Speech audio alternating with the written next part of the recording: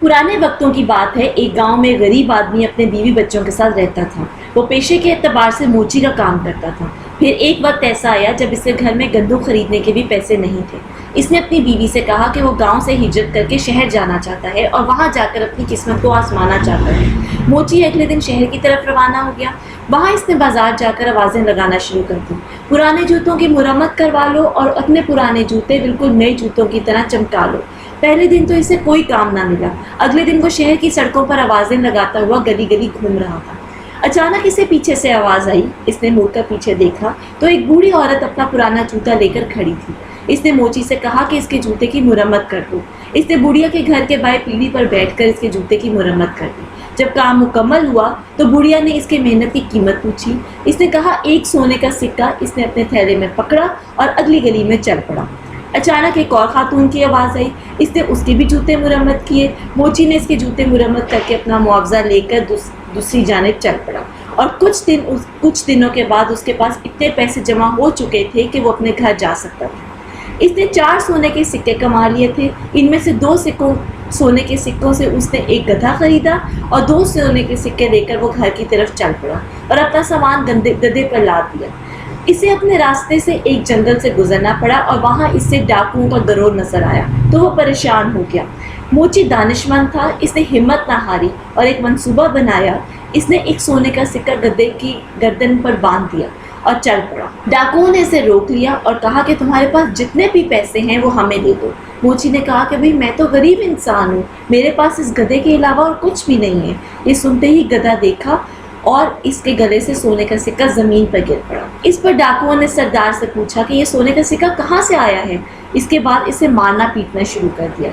आखिरकार मोची ने उन्हें कहा कि तुम्हें मैं सब कुछ बताता हूँ, पहले मुझे छोड़ो तो सही। मोची ने कहा कि ये गधा सोना पैदा करता है। सरदार ने कहा ये गधा मुझे बेच दो और फिर हम तुम्हें जाने देंगे। ये सुनकर मोची ने कहा कि मैं ऐसा नहीं कर सकता। सरदार ने कहा कि इसके इवज़ में तुम्हें 50 सोने के सिक्के दूंगा। मोची रजामंद हो गया और इसने कहा कि बारी हर एक इंसान इस गधे को अपने साथ रखे, आखिरकार वरना तुम सब आपस में लड़ पड़ोगे पैसों की वजह से। मोची ने इनसे 50 सोने के सिक्के लिए और अपने घर की तरफ लौट पड़ा। मोची ने पैसों से पोल्ट्री फार्म खरीदा। दूसरी तरफ चोर भी अपने अड्डे पर पहुंच गए थे। सरदार ने कहा कि मैं पहले दिन गधे को अपने साथ रखूंगा और गधे को अपने साथ लेकर पास अपने सो गया। इसे यकीन था कि मैं सुबह उठूंगा तो मैं अमीर हो जाऊंगा, मगर जब सुबह आंख खुली तो सोना ना पाया। एक एक करके सब डाकुओं ने अपने साथ गधे को रखा, लेकिन सोना किसी को भी ना मिला। अब तमाम डाकुओं को यह यकीन हो गया कि मोची ने हमसे झूठ बोला है। वो मोची के घर की तरफ चल पड़े। वो फार्म में काम कर रहा था। इसने जब डाकुओं को अपने पास आते हुए देखा तो फौरन अपनी बीवी के पास गया और उसने कहा कि जब डाकू घर पहुंचेंगे तो मेरा पूछेंगे, उन्हें बताना कि मैं फार्म में काम कर रहा हूँ और हमारे कुत्ते टॉमी को भी मुझे बुलाने के लिए भेज देना। जब डाकू उसके पास पहुंचे, उसकी बीवी के पास पहुंचे तो उसने बीवी ने ऐसा ही किया, अगरचे मोची घर के पीछे बैठा इंतजार कर रहा था। जब टॉमी को बुलाने पहुंच गया तो वो वहां से बुलाने के लिए दूर चला गया। इतने में मोची घर के पीछे से आ गया।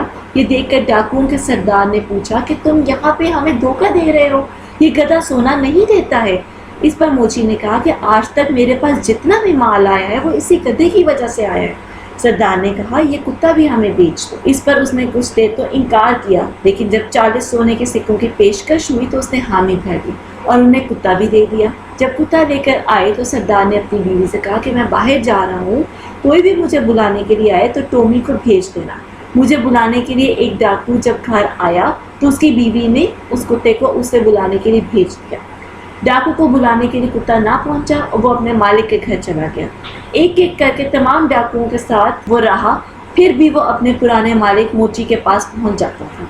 ये देखकर इन सब को यकीन हो गया कि मोची ने फिर हमें धोखा दिया और उनसे झूठ बोला था। उन्होंने आपस में मशवरा किया कि इस मर्तबा हम बेवकूफ़ नहीं बनेंगे और मोची को हम भी सबक सिखाएंगे।